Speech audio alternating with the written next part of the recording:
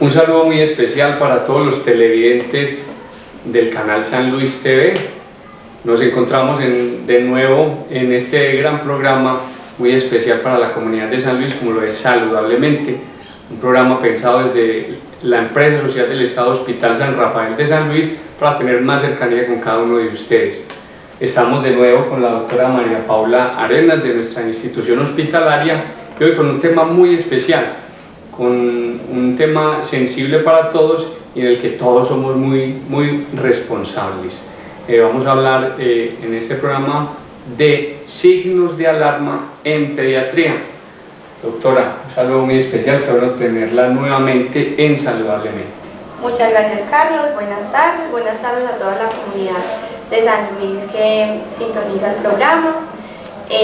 Bueno, pues la idea es que el día de hoy hablemos un poco sobre esos signos y síntomas en la población pediátrica, que es la que yo diría que más nos preocupa, porque bueno, yo creo que casi todos tienen niños, sobrinos, algún familiar menor a, hablemos de menor a 10 años, porque ya los que son más grandecitos empiezan a comportarse como adultos, pero hablemos de 10, 12 años. Nosotros pues en el hospital, y bueno, esto pues no es solo acá, sino en toda parte, la población pediátrica es una de las que más consulta. Nuestro hospital pues, como es un primer nivel, como el acceso en teoría es fácil, pues vemos a diario niños con infección respiratoria, con fiebre, con diarrea, pero no todo eso es un signo de alarma, un criterio para ingreso a urgencias.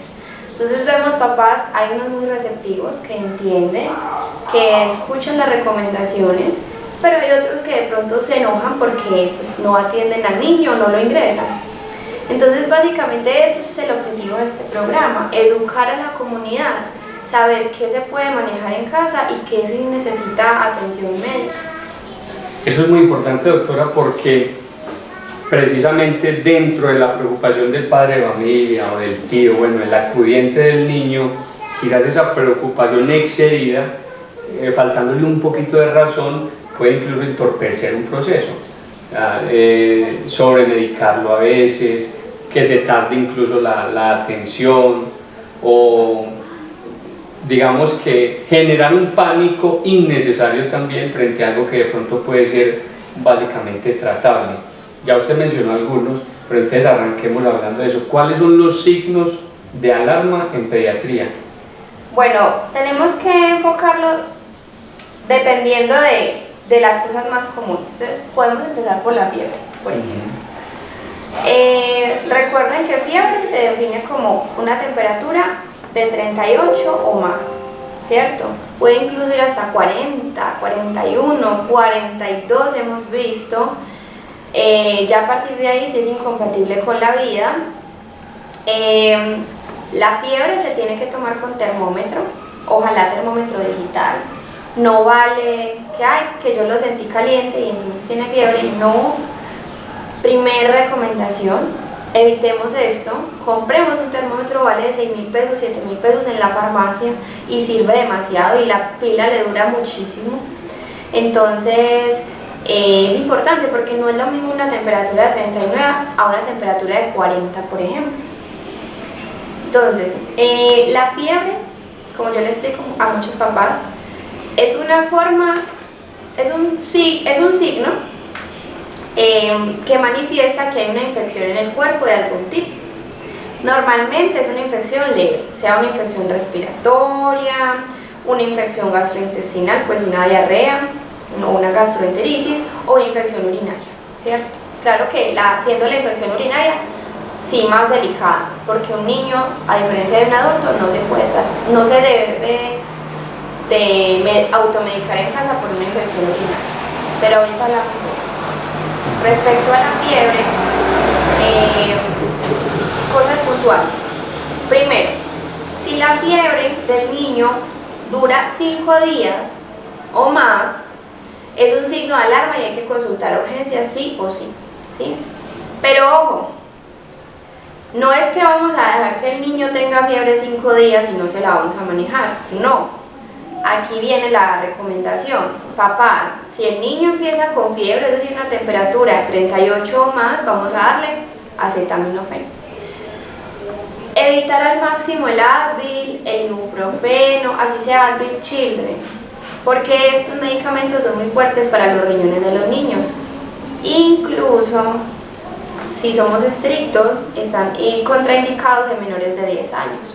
Entonces, si la fiebre se puede manejar con acetaminofén, magnífico.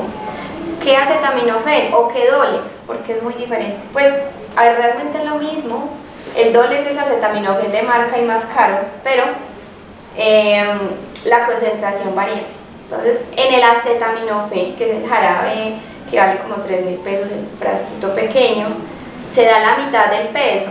Entonces, si es un niño que pesa 14 kilos, se dan 7 centímetros cada 6 horas. Entonces, si tu niño empieza con fiebre, dale acetaminofén, ¿sí? Y vigilancia, tomar la temperatura constantemente, a ver si alguna vez presenta un signo de alarma, que son los que llaman a mentir. Muy importante el tema del termómetro, ¿no? Y yo no sé si es porque yo no tengo hijos, pero de pronto hay un protocolo, doctora, que podamos hacer un paréntesis ahí para que avancemos en el tema de los signos, pero el protocolo de uso de estos termómetros, que realmente lo usemos bien, porque quizás usarlo mal nos da una mala lectura, de pronto efectivamente uno trata también de ponerse en los zapatos de los papás, el temor de que tenga alguna enfermedad pues más grave de lo que ellos creen, y que de pronto por el temor no tengan la manera correcta de usar este termómetro. ¿Cómo podemos indicarles para que lo usen bien? Total, bueno, recomendación para ayudarle al planeta: comprar termómetros digitales. Esos son muy fáciles de usar, hubiera traído uno. Ellos tienen un botoncito, tú lo prendes y se pone en la axila, ¿sí? En los niños también se puede tomar en el ano, pero pues no es muy cómodo para los niños tampoco. Entonces, en la axila está bien, o en la boca. Y el pita cuando ya toma la temperatura. Ahí nos traemos. Vean. Entonces, básicamente uno lo que hace es que lo oprime, él muestra los numeritos, se pone pues en la axila, obviamente pues debajo de la ropa, y ya el pita. Ya, miramos, tiene 38 o más, es fiebre. No tiene tiene menos de 38, listo. No es fiebre, pero vamos a estar pendientes, porque si es un niño que está como calientico, así no tenga fiebre, hay que vigilar que tiene. Listo. A partir de entre 37.5 y 37.9 se llama febrícula, es decir, no tiene fiebre, pero probablemente el niño vaya a presentar fiebre o vaya a presentar algún síntoma de infección respiratoria o diarrea. No sé si me hago entender ahí en esa parte. Yo creería que sí, y de pronto, apoyado en una duda personal, como le dije, ahora no tengo hijos, pero quizás eso ayuda también a tener tantas dudas, porque a los padres primerizos y todo eso, el tema de la fiebre, que no necesariamente es, o sea, la fiebre como tal no es una enfermedad, sino que es el signo de algo. Entonces, cuando mencionas que entre cierto grado, que los vas a repetir ahora para que la gente lo tenga muy, muy claro, entre cierto grado de fiebre puede estar incubándose de pronto una enfermedad. Yo creo que esa es la palabra más exacta para decir eso. 37.5 a 37.9 es un niño que no tiene fiebre, que si tiene malestar le podemos dar el acetaminofén en la dosis que les digo, pero es un niño que de pronto va a manifestar algún síntoma de algo. Esto. Ya 38 o más es fiebre. Y listo. Digamos que le dio fiebre. Vamos a poner dos escenarios. Un niño que inició con fiebre sin ningún otro síntoma y un niño que inició fiebre con síntomas de alguna otra cosa, ejemplo, moquitos, tos, diarrea. El vómito solo no, porque un niño con fiebre puede vomitar solo por tener fiebre. Listo, ese sí no cumple. Entonces vamos al primer escenario, un niño con fiebre sin foco, fiebre sin nada más. ¿Cuándo nos tenemos que preocupar? Cuando esa fiebre lleva más de 3 días y el niño no tiene ningún síntoma de nada. Listo, ahí decimos, esto no es normal, algo está pasando. Entonces tenemos que acudir al médico, efectivamente. Que uno creería que la fiebre sola, pues imagínese, podría uno pensar que la fiebre sola es menos grave, pero ya en la cantidad de días de una fiebre recurrente que está ahí solita, no es que la cosa esté muy breve, quizá, ¿no? Antes puede ser indicio de otra cosa. Exacto, casi siempre una infección bacteriana. Entonces ahí se necesitan otros tratamientos que no se deben de automedicar. La amoxicilina, la citromicina, nada de eso que le venden en la farmacia se debe automedicar. Entonces, recapitulando frente al tema de la automedicación, doctora, la automedicación es muy grave, realmente muy grave, lo hemos hablado en muchos programas. Ya en este caso de la asistencia pediátrica, la asistencia a nuestros niños, estamos hablando de un tema de dobles pues muy básico, y tener siempre a la mano este aparatico que es muy importante, tener un termómetro digital y el tema del dobles y pare de contar. Total. Básicamente, ya esos otros medicamentos, siempre con prescripción médica, ni de farmacéutica ni de esas cosas, un médico. Por favor. Y otra cosa, el Dolex, porque ya dijimos, acetaminofén la mitad del peso, siempre, cualquier peso. Pero Dolex, que es acetaminofén de marca, depende del tipo de Dolex. Tenemos Dolex de 1 a 24 meses, Dolex 2 más, que es de 2 a 7 años y 7 más. Cada uno tiene una concentración diferente. ¿Qué es una concentración? Es como la cantidad de miligramos por mililitro que tiene de acetaminofén, pues de Dolex. Entonces, si tienen dudas, pregúntenle a un médico. Listo. El Dolex por lo general tiene una tablita en la parte de atrás donde dice, pesa entre tanto y tanto, dele tantos centímetros. Sin embargo, no siempre, o sea, haciendo las cuentas, no siempre se le está dando la dosis adecuada al niño, porque tiene unos rangos muy amplios. Dice como, si el niño pesa entre 11 y 15 kilos, dele 6. Entonces, hay 4 kilos ahí de... y eso pesa mucho. Sí. Eso pesa mucho, bastante. Entonces, eso. Ahora vámonos para el niño que tiene fiebre con otros síntomas. Entonces es un niño que empezó con fiebre y empezó con mocos. Ellos normalmente empiezan fiebrecita, por ejemplo, hoy en la tarde y mañana empiezan con mocos y tos. Es un niño que todavía no hay que llevarlo a urgencias, siempre y cuando no tenga los signos de alarma de infección respiratoria, que ahorita los vamos a hablar. Pero hablando propiamente de la fiebre, también hay que esperar más o menos 3 días para decir, esta gripa no es normal, esta gripa no es por una infección de virus, sino que probablemente necesite alguna otra cosa, ¿sí? Entonces, eso es importante. Pongámosle meta 3 días. En 3 días, una infección respiratoria o una infección general se mejora o se empeora o manifiesta alguna otra cosa que es signo de alarma o que requiere pues manejo médico de cualquier tipo. Es importante de nuevo porque una de las ideas con este programa también es formar nuestra comunidad y que nosotros nos dejemos formar por profesionales que conocen este campo muy bien y que realmente es necesario. Si nosotros nos aprendemos y adoptamos, digamos, todas estas recomendaciones, estamos incluso aportando a que se atienda mejor dentro de nuestros... Quizás, muy bien, hay que hacerme la culpa en algunas atenciones que no por no adrede, sino atenciones que no se llegan a dar de la mejor manera, por algunas dificultades administrativas y en fin, y del mismo sistema de salud. Hay otras que se producen malas atenciones, pero también los usuarios somos responsables de ellas, porque digamos colapsa el servicio porque nosotros estamos consultando y inmediatamente apareció una fiebre, lleva 3 horitas con fiebre y nosotros de una corremos allá, entonces ya lo que hacemos ahí es un colapsar el servicio. Sí, exactamente.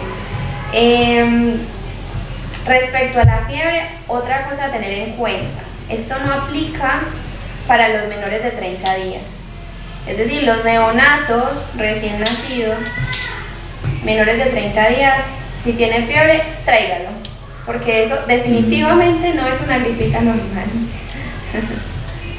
Entonces siempre se tiene que valorar, los niños son muy delicados. Ya tiene 31, ya es diferente, 31 días ya es diferente. Igual lo puede traer, niños tan pequeños sí, nosotros somos muy cuidadosos con eso. Claro, los primeros días de vida. Y como decía usted ahora, doctora, o sea, con toda la confianza y bueno, yo sé que los médicos siempre van a estar muy ocupados en nuestro hospital y todo eso, pero siempre están prestos a que llegue un padre de familia a hacer una consulta. Es decir, no necesariamente tienen que venirse corriendo con el niño pues a urgencias, sino que pueden venir por un ladito, esperar un momentico que ustedes hacen un cambio de paciente y por un ladito preguntan, tengo esta situación, lo traigo. Y ya ustedes obviamente les van a dar unas indicaciones. Total, para nosotros siempre va a ser mejor la prevención y el manejo oportuno. Entonces, si de pronto ustedes tienen una duda, o sea, después de que se les da la educación, siguen teniendo dudas, pregunten que nadie les va a decir nada por preguntar. Que no tengan pena. Exactamente. Bueno, venimos hablando de la fiebre, signos de alarma pediátrica, fiebre sola, fiebre con gripa, fiebre con diarrea, por ejemplo, no sé. También ampliamos ahí, doctora, que bueno, yo creo que procede. Podemos seguir con la infección respiratoria, pues la gripe, sino que nosotros decimos infección respiratoria aguda, que se divide en dos, superior e inferior. Superior es de aquí para arriba básicamente, son mocos, tos, de pronto una amigdalitis en los niños más grandecitos. La inferior ya son las neumonías, ¿sí? Y ya esas neumonías sí necesitan manejos diferentes, con otros medicamentos. ¿Cómo yo identificar qué tipo de infección respiratoria tiene el niño? Con los signos de alarma. ¿Cuáles son los signos de alarma de infección respiratoria en los niños? Primero, un niño que empiece con retracciones, es decir, que ustedes vean que se les hunden las costillas. Un niño es muy fácil de identificar. Pues, simplemente cambia ese patrón respiratorio, empiezan a ver que se hunde cuando respiran. Tanto la parte de abajito de las costillas como dentro de las costillas se ve. Cuando un niño tiene dificultad respiratoria, que eso es un signo de alarma, se ve cuando se le hunden las costillas cuando respira. Incluso es tanto que empieza a hundirse acá. Eso es un signo de dificultad respiratoria mucho más grave. O el aleteo nasal, que empiezan como a abrirse las naricitas cuando respiran, porque se están quedando sin oxígeno. Probablemente un niño con eso esté desaturado, es decir, en la cantidad de oxígeno en la sangre esté baja. Doctora, la interrumpo para una consulta y es, ahorita con lo del COVID se nos volvió muy de moda el tema de la saturación. Se está saturando bien y bueno, y muchos en nuestras casas, en nuestros lugares compramos esos aparaticos para medir la saturación. Está bien que lo hagamos, eso ayuda en la prevención. Excelente. Y no sé, ¿cómo se manejan esos números? Bueno, súper bien. Siempre y cuando pues se le quepa el dedo al niño. Hay unos que el dedo es tan chiquito pues no le cabe. Pero si al niño le cabe el dedo, es signo de alarma cuando está por debajo de 92. ¿Listo? En estos días hablando con una pediatra que nos daba una charla de infección respiratoria, ella nos decía que por debajo de 94. Pero bueno, digamos que en general por debajo de 92 un niño no debe tener la saturación. Listo. Que una cosa muy importante, vamos a ver muchos niños que empiezan a tener signos de dificultad respiratoria porque se les tapa la nariz de moco. Entonces, aparte del acetaminofén, papás y comunidad que nos escucha, muy importante hacerle lavados nasales. Listo. Ustedes ven, todos los que han ido a urgencias con el bebé con infección respiratoria, eso es lo primero que uno le pregunta. ¿Le ha hecho lavados nasales?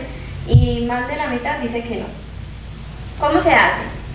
Coja una jeringa normal de 10 centímetros y compre una solución salina, que eso es una bolsita. Eso se compra en la farmacia, la solución vale como 3.000 pesos y la jeringa vale como 500 pesos. Entonces no hay excusa, es muy fácil de hacer. Asequible. Muy asequible. Cojan la jeringa de 10 centímetros, o sea, la llenan de solución salina. Sienta al niño en la poseta de la casa o en el baño y vamos a hacer de cuenta que esta es la jeringa. Empuja la solución salina de para adentro por cada fosa nasal. O sea, es un lavado, es como agua a presión.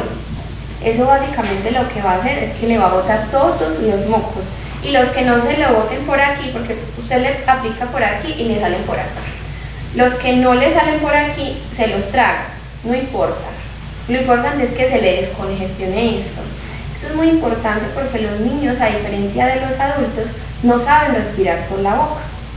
Entonces, si a un niño se le tapa las fosas nasales, queda así, puede respirar. Es horrible y ellos sufren demasiado. Entonces, no permitamos que nuestros niños sufran. Niños más grandes incluso podemos hacerla con 20 centímetros. Eso no tiene un tope máximo y se puede hacer cuantas veces sea necesario en el día. Si el niño vive tapado todo el día de moco, o sea, desde los 6, 7 veces no hay problema. Eso no lo aporrea. Eso sí tiene que cogerlo bien, porque si el niño se mueve, pues ahí sí lo aporreamos innecesariamente. Pero ellos se acostumbran y es tanto que ellos agradecen cuando uno los hace. O sea, al principio se enojan, lloran, pero después les ayuda demasiado.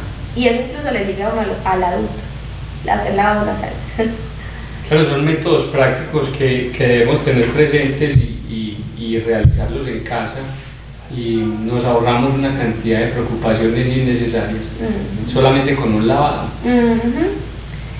Yo he tenido ya niños saturando 82, 83 con signos de dificultad respiratoria y yo les escucho esa nariz tapada. Le hacemos un lavado nasal y con eso tienen. Entonces, vean que es muy fácil. Hay que coger práctica. Hay muchos papás que les da miedo, pero no les dé miedo. Ensayen hasta que lo logren. Y empezando porque no es un tema que tenga contraindicaciones, pues esa solución salina, ¿qué efectos adversos tiene? Nada. A menos que de pronto el niño tenga un problema en el oído, que tenga las membranas timpánicas abiertas o que tenga que sea un niño con alguna malformación facial o alguna cosa congénita, que incluso siempre esos papás son los más entrenados de la vida y ellos saben que no pueden hacerle lavados. Pero el 95% de los niños, el resto de niños sí les pueden hacer lavado nasal. Otro signo de alarma de infección respiratoria es la cianosis, es decir, los deditos que se les ponen morados o los labios morados. También esto es un signo de hipoxia, pues, o de baja oxigenación en la sangre, y también eso requiere consulta por urgencias. Lo de la respiración rápida sí es más difícil, pues, de que los papás lo identifiquen, porque los niños todos respiran más rápido que uno. Entonces, dependiendo de cuántas respiraciones por minuto y dependiendo de la edad, es que uno dice si el niño está respirando rápido o no. Entonces, con eso no los voy a enredar. Solamente con lo que uno puede ver, las retracciones, aquí que se le hace el huequito, el aleteo nasal, que es que se le abren las naricitas o que se ponga morado. Eso es como lo más importante en la infección respiratoria. Dentro de la infección respiratoria, ahorita hablamos con un padre de familia y es el tema de los inhaladores. Qué bueno de pronto aclarar un poco este tema, recordar hasta dónde es por prescripción, ¿sí? y qué tipo de pacientes niños pueden usarlo. Y también nos generaba una inquietud, es si esto genera un tipo de dependencia. Ok, pues bueno, primero no genera dependencia. Segundo, los inhaladores siempre tienen que ser por prescripción médica. ¿Por qué? Porque eso solamente se usa en casos de neumonías virales, virus que generan ciertas complicaciones en los pulmones y se mejoran muchísimo con el salbutamol, pues el inhalador más común. Y en el asma. El asma es un cuento pues importante, pero es una comorbilidad, es decir, es una enfermedad que se diagnostica con un examen o que se sospecha cuando es un niño que ha tenido muchas infecciones respiratorias sibilantes, es decir, que les pitan los pulmones, pues, pero independientemente de eso, el salbutamol no se automedica nunca. O sea, si un niño necesita salbutamol es porque o tiene asma o tiene una infección viral, neumonía, y esto necesitó haber sido valorado por un médico. Sí, básicamente eso. Dentro de estos síntomas y signos de alarma, podemos hablar de pronto de algunos factores que incidan en que aparezcan. No sé si de pronto podemos ampliar un poco el tema de la alimentación o algunas prácticas dentro del hogar que sean adversas y que sean, pues, que ayuden a que se presenten signos de alarma. Okay. Como para hablar de prevención un poco en el hogar. Total. Eso, a ver, hay muchas infecciones respiratorias que le dan a los niños que son muy difíciles de prevenir, porque el niño es una población muy vulnerable que se está enfrentando a la cantidad de virus y de microorganismos que hay en el ambiente. Entonces, y los niños no tienen nada de cuidado consigo mismos y todo se lo pasan, todo se lo comen, todo se lo meten a las manos. Entonces, hay niños que les dan gripa cada mes, pero es normal. O sea, un niño puede tener incluso 7 infecciones respiratorias al año y ser normal. Es por parte de su adaptación en este mundo.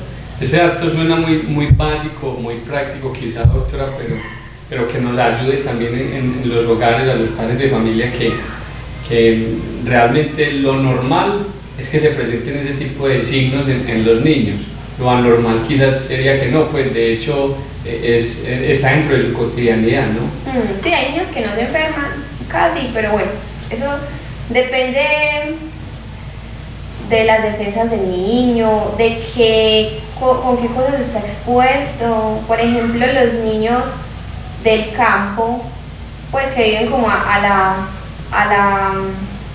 aire ambiente y que normalmente no se mezclan con otros niños, usualmente no tienen infecciones respiratorias.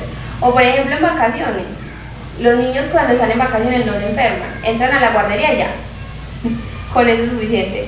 Llega un niño a la guardería con mocos y a todos les da. Y luego se les quita y el otro no se le ha pasado y vuelve y se la pega y así se la pasa.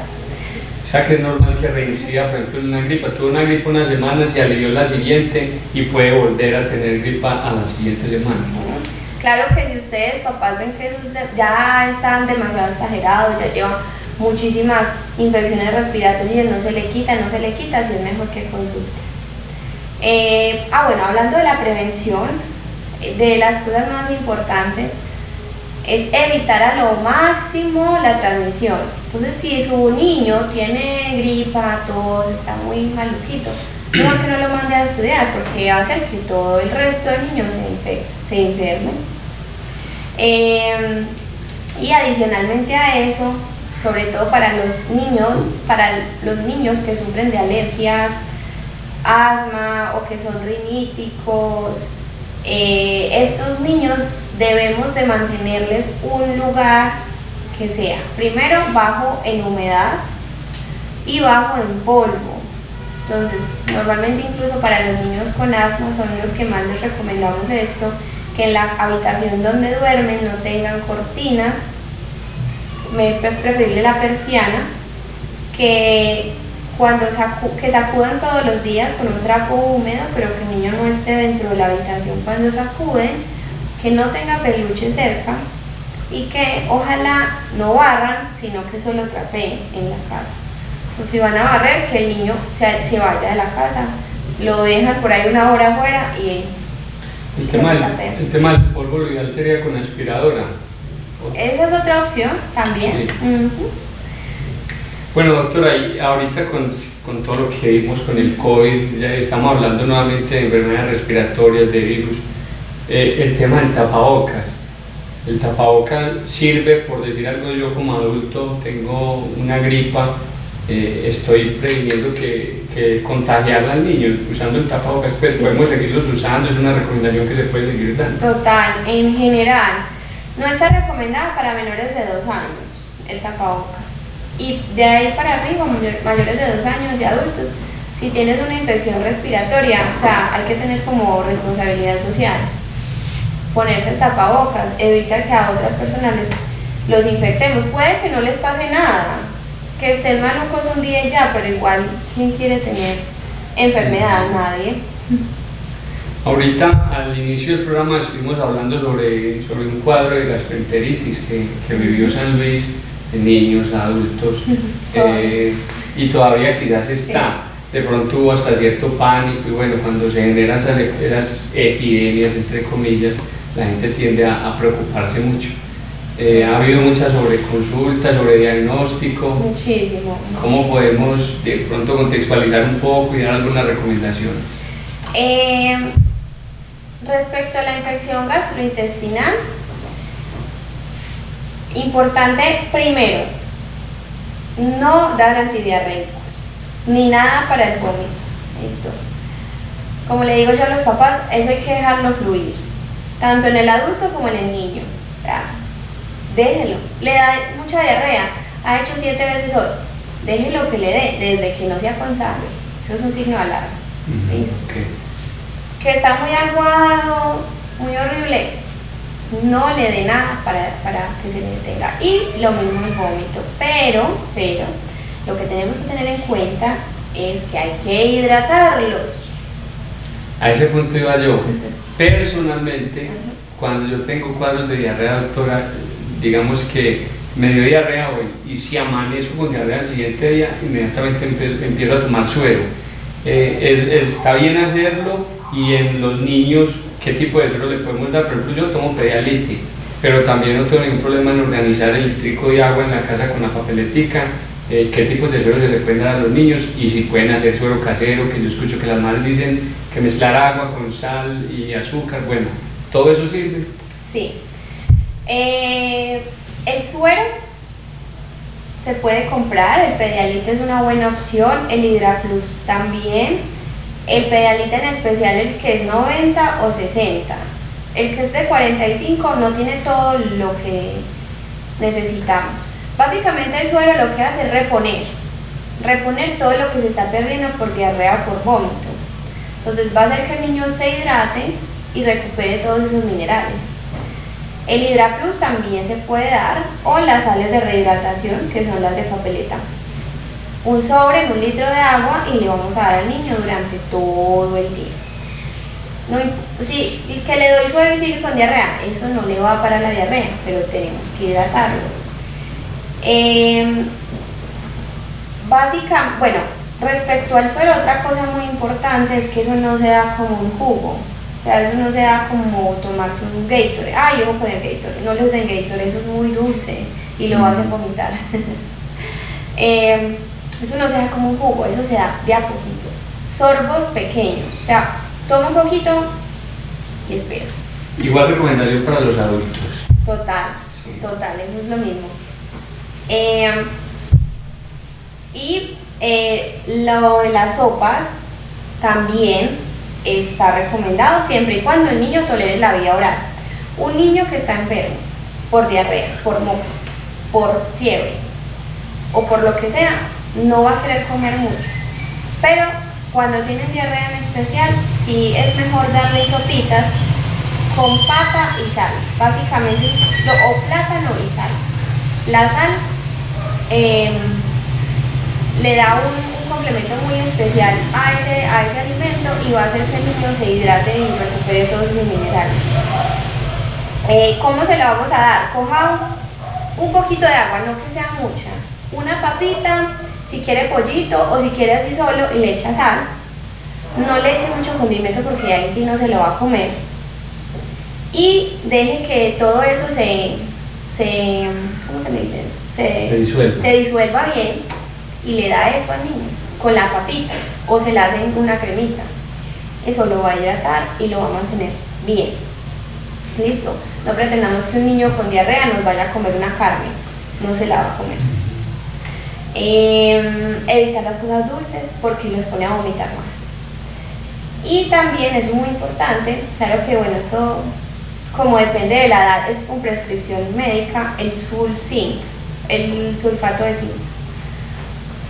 Para todos los menores, todos los mayores de 6 meses, se les da 10 mililitros de sulfato de zinc. Se le da por 14 días. Y esto básicamente lo que hace es que detiene, disminuye los días con diarrea. No detiene la diarrea, pero disminuye los días con diarrea. Entonces es muy bueno. Sin embargo, pues si ustedes como papás tienen dudas, pregúntenle a un médico. Mientras tanto, el niño con diarrea o vómito, dele el suerito. Esté pendiente. Un vómito que tenga más de 10 episodios en 4 horas es un signo de alarma. Listo, eso es como lo básico. Ya es una diarrea de alto gasto que va a hacer que el niño, a pesar de que tome mucho suero, no va a ser capaz de reponerlo todo. Ya va a requerir entonces ahí la asistencia médica y los medicamentos dentro del hospital. Muy importante recordar el tema porque sí, yo creo que todos incurrimos en esta mala práctica y es que si tenemos diarrea de una vez pararla. Y bueno, es complejo.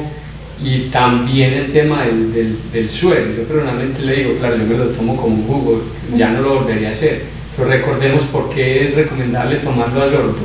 Porque tiene tantas cosas, tantos minerales, que si uno le da grandes cantidades al cuerpo, el cuerpo no lo va a tolerar y lo vomita. Correcto. Otra recomendación es que por cada deposición de diarrea se den 100 mililitros, pero pues, esa es más difícil de seguir. Es más fácil decirle a los papás, vean, denle suerito, que tome de a poquito, sorbito y para, sorbito y para. Doctora, ¿cada cuánto? Cada 5 minutos. Realmente no hay como un tiempo establecido. Hablamos del suero para reponer, pero también, no sé, en la cultura popular uno escucha de frutas que ayudan a recuperar eso, y entiende uno que sales minerales también es como a base de frutas. Por decir algo, uno consume a veces mucho banano cuando está como débil. ¿Qué frutas de pronto se pueden recomendar cuando hay esas debilidades en el cuerpo? Las frutas que tienen bastante contenido de agua, la sandía, el banano, no mucho, porque incluso como puede generar tránsito lento.